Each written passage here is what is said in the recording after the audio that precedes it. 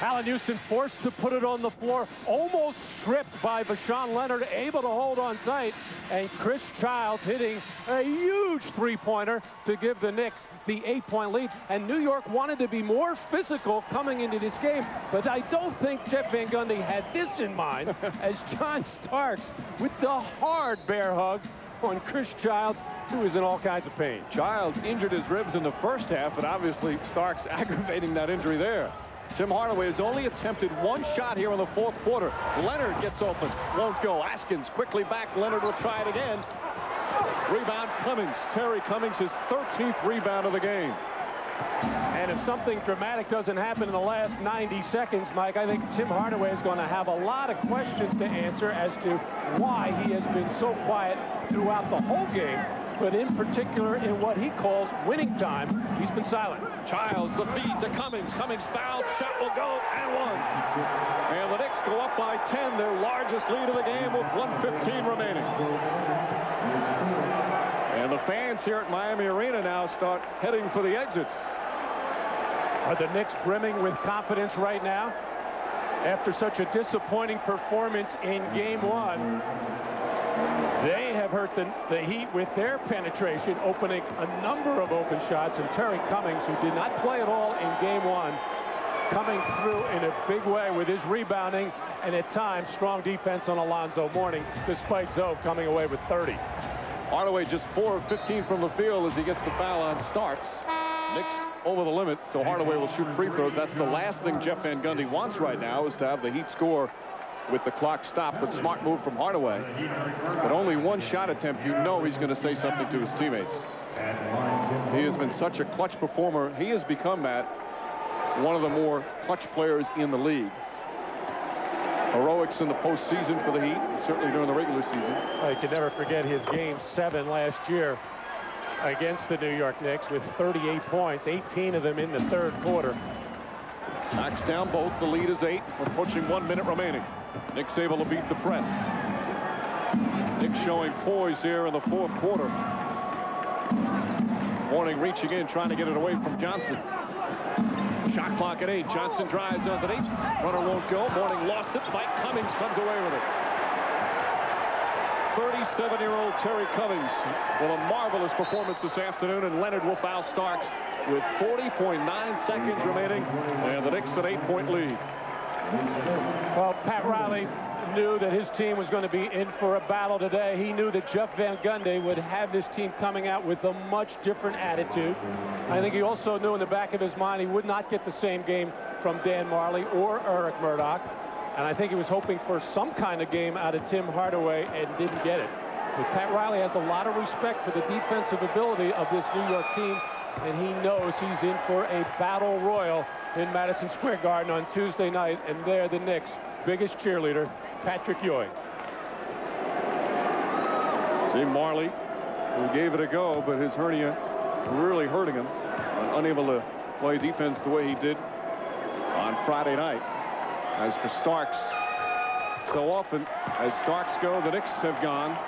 He's got 23 points as the Knicks lead by 10, approaching a half-minute remaining. Leonard for 3. Starks the rebound, and a foul on Brown. Leonard had 21 points in the first half, just 4 after intermission. Certainly a lot of the credit has to go to the Knicks defense, as the Heat shooting under 40% for the game. And Patrick Ewing hoping the Knicks can continue their playoff run. He wants to play this year. Certainly, the longer the Knicks advance, the better chance he has.